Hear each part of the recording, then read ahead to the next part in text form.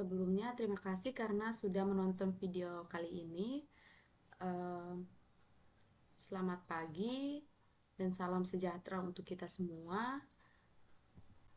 Pada video kali ini, saya akan mengangkat topik tentang dua struktur data, yaitu struktur data stack dan GUI. Sebelum kita memulai penjelasan lebih lanjutnya, perkenalkan, nama saya Maria Dwi Rosarinahak dengan NIM 42330034, program studi teknologi informasi. Baik, mari kita lihat penjelasannya. Jadi, dua struktur data yaitu stack dan GUI merupakan dua struktur data abstrak yang memainkan peran kunci dalam pengelolaan koleksi objek dalam komputasi.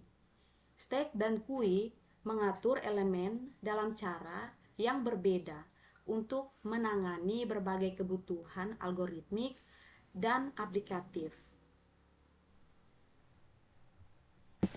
Baik, kita akan melihat penjelasan mengenai dua struktur data sebagai berikut.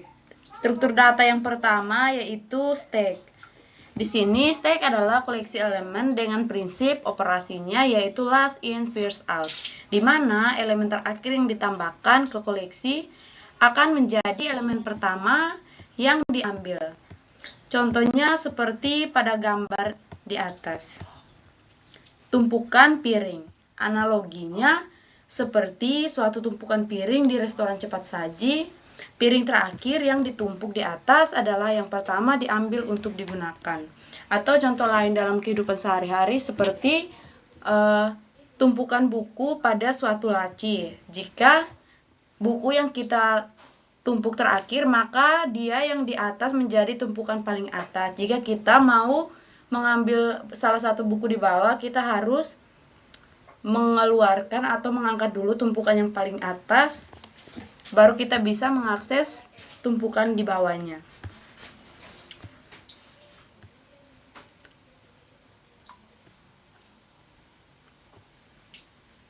Berikut yaitu struktur data yang kedua, GUI.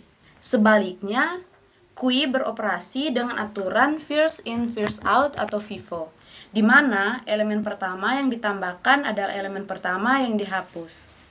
Ini contohnya pada gambar di atas, yaitu ini serupa dengan antrian di kasir supermarket atau di bioskop. Jadi, di sini pada struktur data yang kedua ini,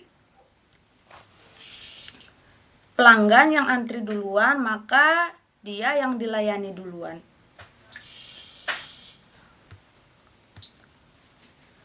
Mari kita lihat konsep dari kedua struktur data. Yang pertama, konsep stack. Seperti yang sudah dijelaskan di awal, stack adalah struktur data linear yang mengikuti prinsip last in first out atau LIFO, yang artinya elemen terakhir yang ditambahkan ke dalam stack akan menjadi elemen pertama yang diambil. Berikut mari kita lihat pengenalan stack dan operasinya. Pada struktur data stack mempunyai 3 operasi yaitu pass, pop, dan pick.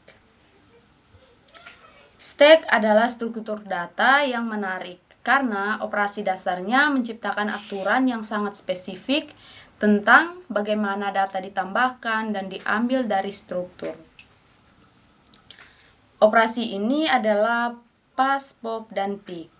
Setiap operasi ini berhubungan dengan ujung atas stack yang sering disebut top of stack.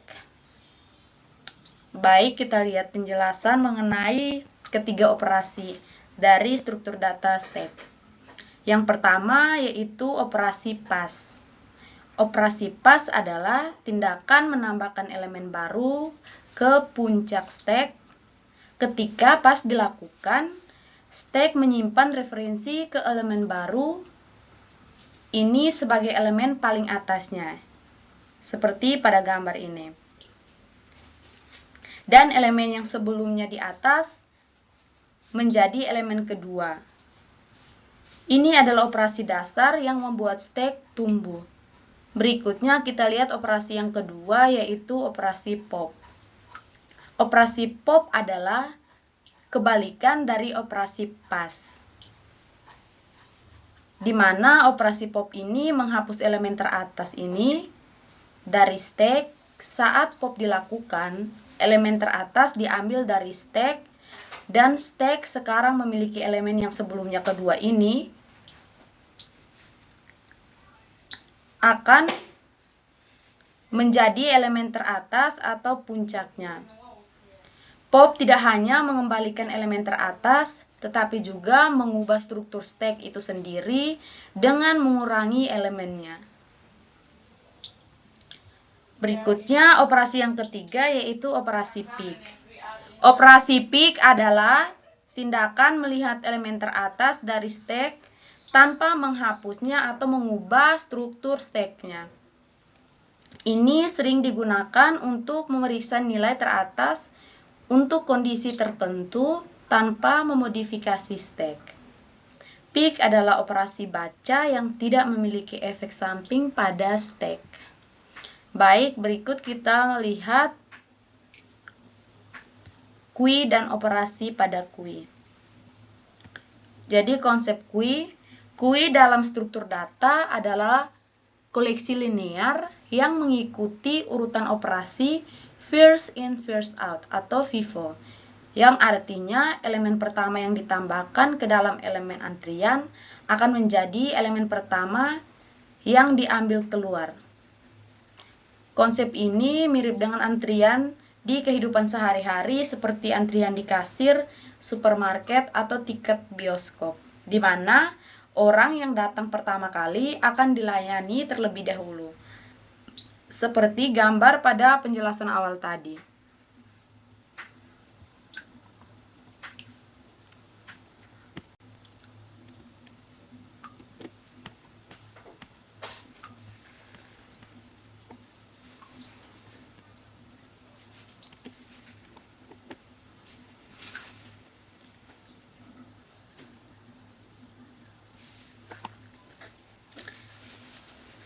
Berikutnya, queue dapat diimplementasikan dengan array atau linked list. Implementasi berbasis array memiliki ukuran yang tetap dan bisa menyebabkan masalah overflow jika queue tumbuh melebihi batas yang telah ditentukan. Implementasi berbasis linked list lebih dinamis dan memungkinkan queue tumbuh sebanyak yang diperlukan tanpa mengkhawatirkan akan overflow selama memori cukup. Dalam konteks struktur data, queue memiliki 3 operasi dasar, yaitu yang pertama enqueue, dequeue, dan front. Baik, kita lihat operasi pada queue yang pertama yaitu enqueue. Enqueue adalah proses menambahkan elemen ke belakang queue. Ini adalah operasi dasar yang menyebabkan queue bertambah panjang. Saat elemen baru ditambahkan, itu akan menjadi elemen terakhir dari queue. Menunggu giliran untuk didequeue. Ini seperti ketika seorang datang dan bergabung di ujung antrian.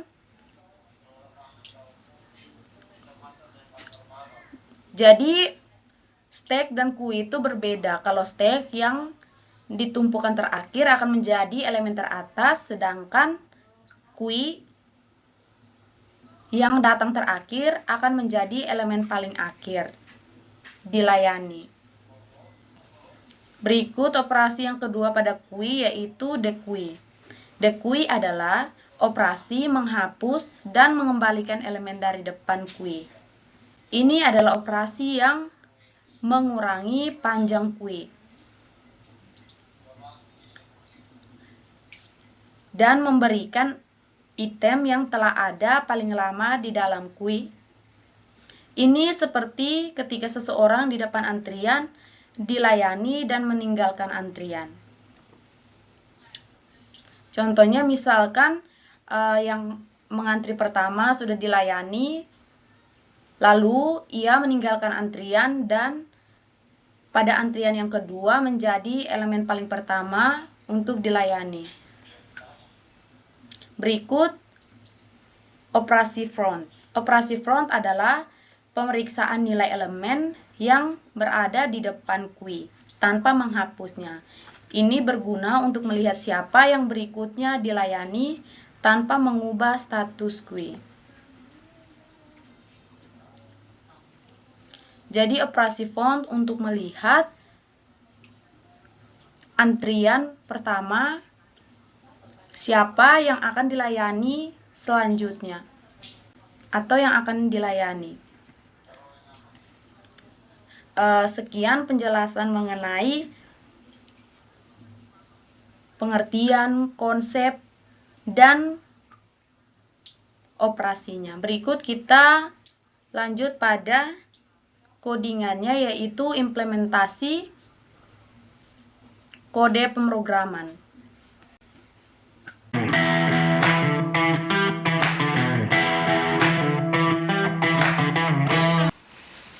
Berikutnya kita melihat implementasi kode pemrograman dari stack dan queue. Yang pertama, kita membuat konstruktor dan list kosong. Di sini init ini adalah metode konstruktor yang digunakan untuk menginisialisasi objek stack. Berikutnya self.item sama dengan list kosong ini diinisialisasi sebagai list kosong. Lalu berikutnya untuk membuat suatu perbandingan. Di sini menggunakan is empty dalam kurung self, di mana metode ini untuk mengembalikan true jika stack kosong dan false jika tidak kosong. Lalu return self.item sama dengan buka kurung siku ini. Hal ini dilakukan dengan memeriksa apakah list self.item kosong atau tidak. Jadi perbandingan yang kita gunakan di sini yaitu sama dengan. Berikutnya metode pass. Jadi metode pass ini digunakan untuk menambahkan elemen baru ke atas stack. Self.item.append ini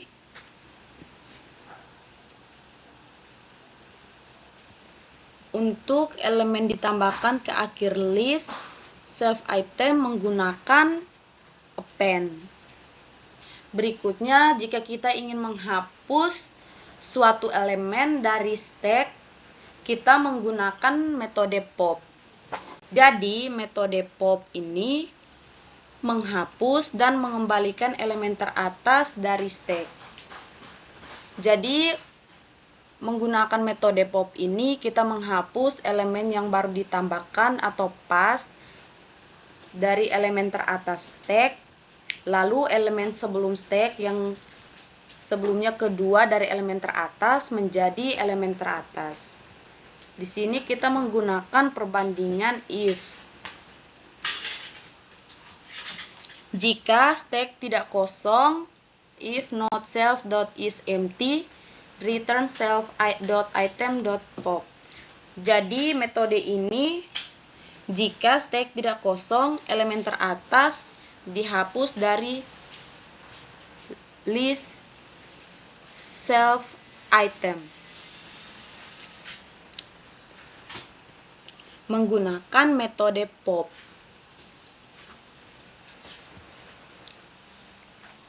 Lalu jika stack kosong, else return stack is empty.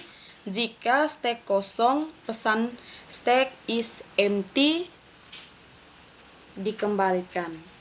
Otomatis pop ini mengubah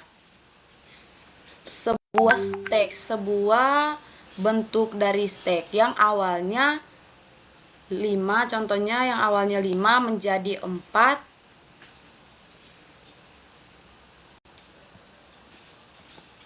Berikutnya jika kita ingin menampilkan elemen teratas dari suatu stack, maka kita menggunakan metode pick.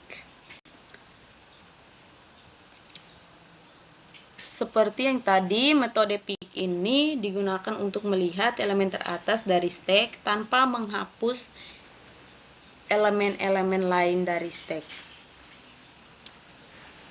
Dan di sini kita menggunakan perbandingan if juga. If not self.item empty, return self.item dalam kurung siku min 1. Jadi jika stek tidak kosong, elemen teratas diakses menggunakan indeks min 1 dan dikembalikan. Berikutnya, else return stack is empty. Jika stek kosong, pesan stack is empty. Jika kita ingin melihat ukuran dari suatu elemen, kita menggunakan metode size. Metode size ini untuk mengembalikan jumlah elemen dalam stack. Dan di sini return len, kita menggunakan len untuk menghitung panjang dari list self item. Sekian penjelasan dari kelas stek. Berikutnya kita lihat pada kelas QUI.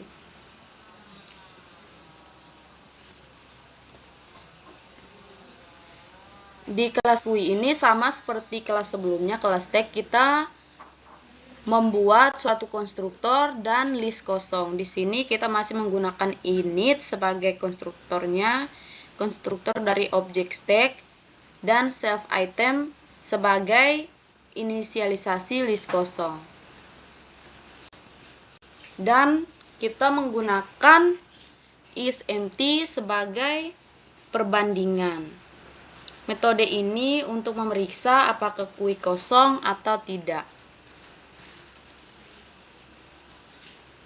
Return self.item sama dengan buka tutup kurung siku.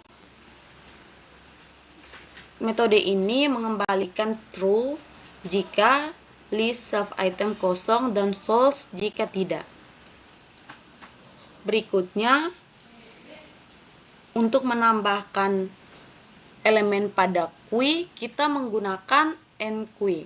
Berbeda dengan kelas stek yang awalnya tadi, kalau ingin menambahkan menggunakan pass. Tetapi pada kelas QUI kita menggunakan enqueue. Jadi metode enqueue ini untuk menambahkan elemen baru ke belakang QUI. Lalu self.item.append, metode ini digunakan agar elemen ditambahkan ke akhir list self item menggunakan metode append. Lalu berikutnya, jika kita ingin menghapus elemen, kita menggunakan metode dequeue. Jadi metode dequeue ini untuk menghapus dan mengembalikan elemen pertama dari QUI. Kita menggunakan perbandingan if. Jika QUI tidak kosong, elemen pertama dihapus dari list self item menggunakan metode pop 0 dan dikembalikan. Jika QUI kosong, pesan QUI is empty. Berikutnya, untuk melihat ukuran atau panjang dari elemen QUI, kita menggunakan size. Jadi metode size ini untuk mengembalikan jumlah elemen dalam QUI. Kita menggunakan len untuk menghitung panjang list dari self item.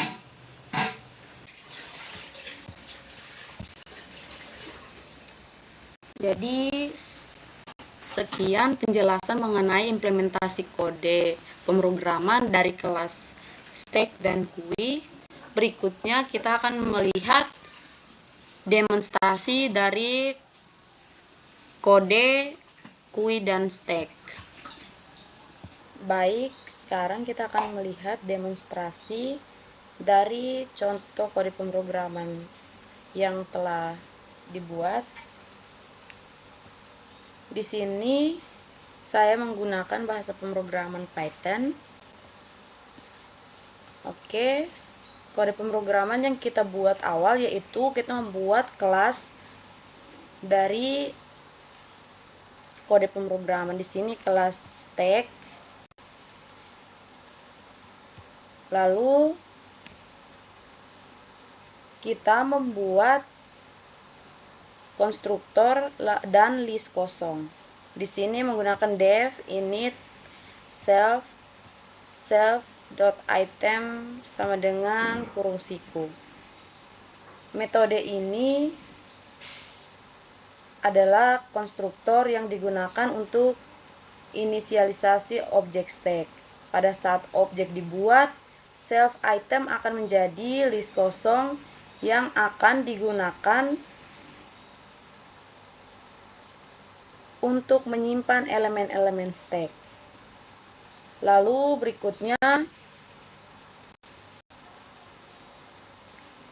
kita membuat isEmpty return self.items, membuat suatu perbandingan dengan sama dengan. Metode ini untuk memeriksa apakah stack kosong atau tidak. Jika self item adalah list kosong, maka stack dianggap kosong dan metode ini akan mengembalikan true. Jika tidak, maka akan mengembalikan false. Berikutnya, untuk menambahkan suatu elemen, kita menggunakan def pass self item. Self.item.append dalam kurung item. Metode ini digunakan untuk menambahkan elemen baru ke dalam stack. Elemen baru ditambahkan ke akhir list menggunakan metode append. Berikutnya, jika ingin menghapus suatu elemen dari stack, kita menggunakan pop. Def pop self if not self.isEmpty return self item pop. Metode ini digunakan untuk menghapus dan mengembalikan elemen teratas dari stack. Jika stack tidak kosong, elemen teratas dihapus dari list menggunakan metode pop dan dikembalikan. Jika stack kosong,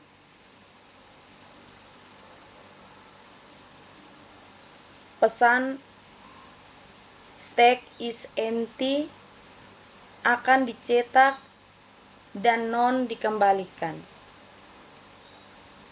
Berikutnya, ingin menampilkan elemen teratas dari stack, kita menggunakan pick. Metode ini atau kode pemrograman ini digunakan untuk melihat elemen teratas dari stack tanpa menghapusnya. Jika stack tidak kosong, elemen teratas dapat diakses dari self item dalam kurung siku -1. Jika stack kosong, pesan stack akan menampilkan stack is empty. Akan dicetak dan non akan dikembalikan. Berikutnya, untuk melihat size atau ukurannya, kita menggunakan metode ini. Def size self return length dalam kurung save items. Di mana metode ini digunakan untuk melihat elemen metode ini digunakan untuk mengembalikan jumlah elemen dalam stack dengan menghitung panjang list self item. Di sini kita akan memasukkan angka-angkanya. Di sini variabelnya itu S dan stack sebagai value-nya. Di sini kita akan jika ingin menambahkan suatu angka atau elemen, kita menggunakan pass. Jadi di sini ada 3, yaitu pass pertama itu nilainya 1, kedua 2, ketiga 3. Lalu kita print size of stack, print pop item size of stack, top items. Berikut kita akan melihat ketika kita akan menjalankan kode pemrograman ini, outputnya akan ditampilkan sebagai berikut. Size atau ukurannya ada 3. Lalu tampilan Puppet itemnya 3, 2, size of stack 1, top item 1. Kasus yang terdapat pada pemrograman kelas stack ini, yang pertama yaitu inisialisasi stack. Kasus ini terjadi saat objek dari kelas stack diciptakan dengan menggunakan S sama dengan stack. Lalu berikutnya penambahan elemen stack. Dalam kode ini beberapa elemen ditambahkan ke dalam stack menggunakan metode pass. Contohnya pada pemrograman ini, S pass 1, S pass 2, dan S pass 3. Kasus yang ketiga yaitu pengambilan elemen dari stack, di mana beberapa elemen dihapus dari stack menggunakan metode pop. Contohnya print Puppet item as pop, print Puppet item as pop. Ini contoh dari pengambilan elemen dari stack. Kasus yang berikut, pemeriksaan ukuran stack, di mana ukuran stack diperiksa menggunakan metode size. Contoh ini terjadi pada contoh pemrograman ini, print of stack as size. Di sini ukuran stack dicetak setelah beberapa operasi penambahan dan penghapusan. Berikutnya melihat elemen teratas stack. Elemen teratas stack dari stack dilihat tanpa menghapusnya menggunakan metode pick.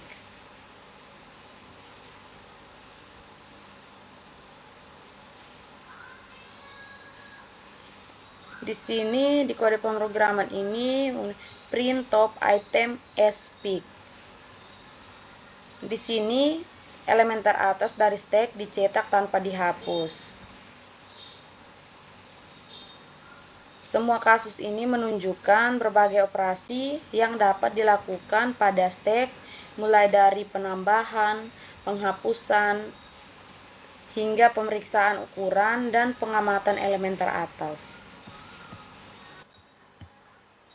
Baik, kita akan melihat demonstrasi dari kode pemrograman ini, di mana di sini terdapat objek dari key. Di sini key dibuat, sebuah objek key dibuat dari kelas key. Lalu beberapa elemen ditambahkan ke dalam key menggunakan enqueue. Lalu beberapa elemen dihapus dari key menggunakan dequeue. Ukuran key diperiksa menggunakan metode size.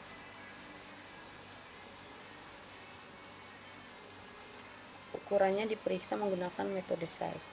Baik, kita akan melihat ketika kode ini dijalankan, output yang keluar sebagai berikut.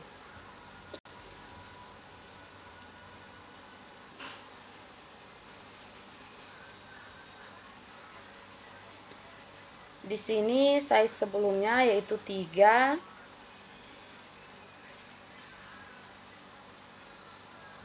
Setelah itu print menghapus elemen pertama yaitu 1, lalu yang kedua menghapus elemen 2.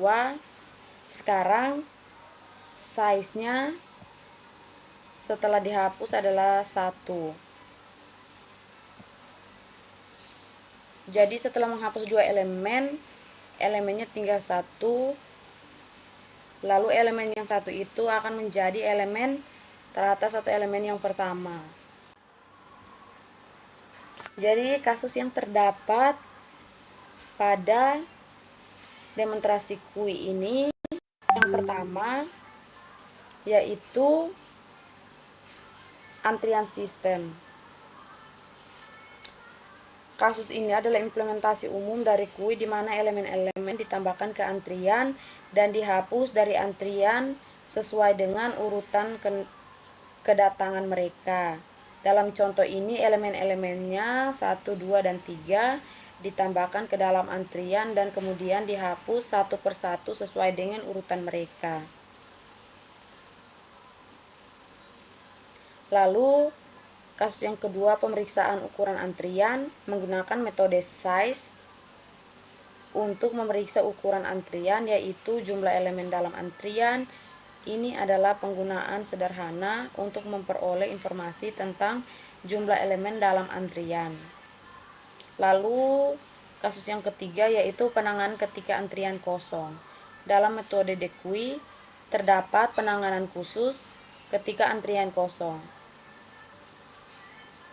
Pesan QI is empty akan dicetak ketika mencoba untuk melakukan operasi penghapusan dari antrian kosong. Keseluruhan kode ini